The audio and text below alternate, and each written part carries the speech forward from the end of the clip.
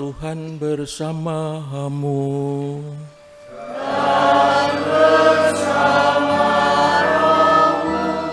Inilah Injil Yesus Kristus menurut Markus.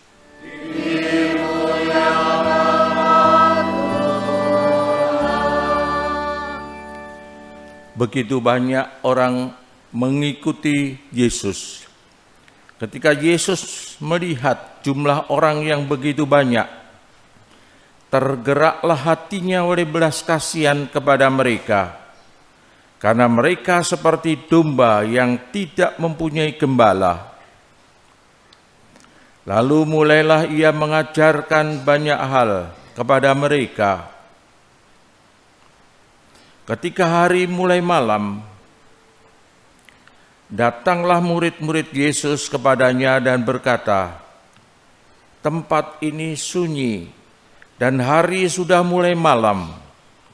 Suruhlah mereka pergi supaya mereka dapat membeli makanan di desa dan kampung-kampung sekitarnya." Tetapi jawab Yesus, "Kamu yang harus memberi mereka makan." Kata mereka kepadanya, "Jadi haruskah kami pergi membeli roti hanya dengan 200 dinar dan memberi mereka makan?" Tetapi Yesus berkata kepada mereka, "Berapa banyak roti yang ada padamu? Cobalah periksa." Sesudah memeriksanya, mereka berkata, 5 roti dan 2 ikan. Lalu Yesus menyuruh orang-orang itu supaya semuanya duduk berkelompok-kelompok di atas rumput hijau.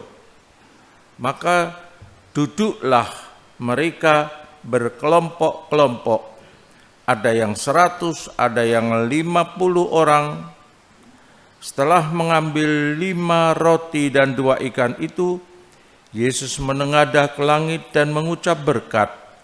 Lalu memecah-mecahkan roti itu dan memberikannya kepada para murid supaya dibagi-bagikan kepada orang banyak itu. Begitu juga ikan itu dibagi-bagikannya kepada mereka semua. Dan mereka semua makan sampai kenyang. Kemudian orang mengumpulkan potongan-potongan roti, 12 bakul penuh, belum termasuk sisa-sisa ikan. Yang ikut makan roti itu ada 5.000 orang laki-laki. Demikianlah sabda Tuhan.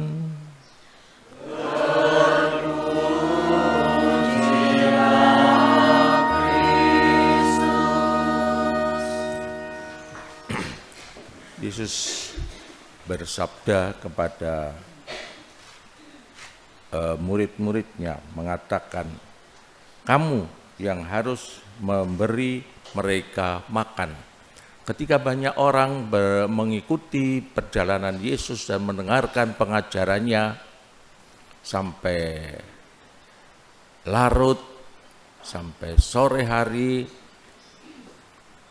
dan murid-murid hanya mengatakan, "Silahkan pulang saja. Silahkan." Tapi Yesus mengatakan, "Kamu harus memberi mereka makan." Bagaimana? Hanya sedikit. Kita membelanjakan 200 dinar, bagaimana cukup juga untuk mereka.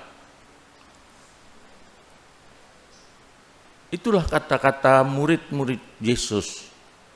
Tapi Yesus tetap mengatakan, "Kamu harus memberi mereka makan." Dan kemudian ya kita hanya ada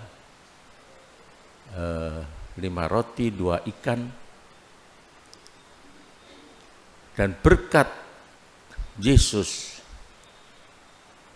berkatnya, doanya, yang dipersembahkan hanya sedikit itu kemudian dibagi-bagikannya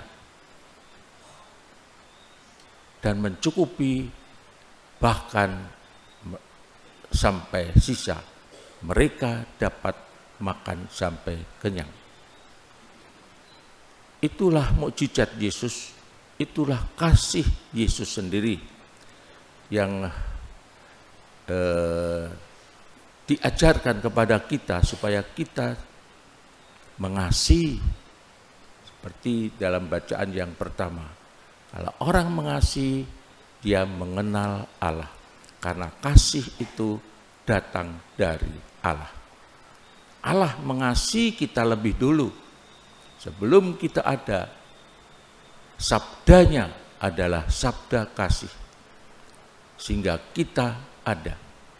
Karena itu semangat ini perlulah kita hidupi di dalam kehidupan kita. Pengalaman-pengalaman ketika kita mendapatkan bencana, entah bencana gempa, bencana ataupun yang menimpa COVID, menimpa kita, banyak orang tidak membeda-bedakan agama ataupun suku, membeda-bedakan agama, menolong, membantu mereka dengan tulus, dengan ikhlas. Saya kira ini pengalaman yang sangat berharga bagi kehidupan kita sebagai sesama manusia, sebagai manusia yang diundang untuk mengasihi sesamanya.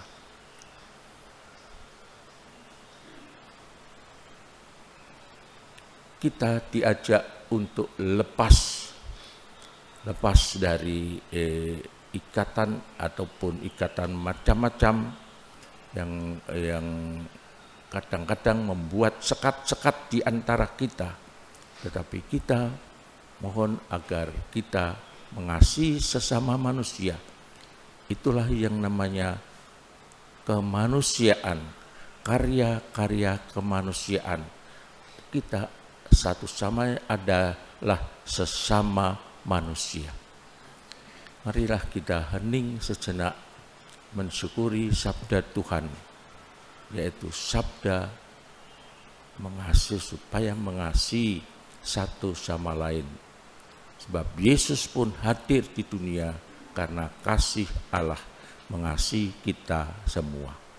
Marilah kita hening.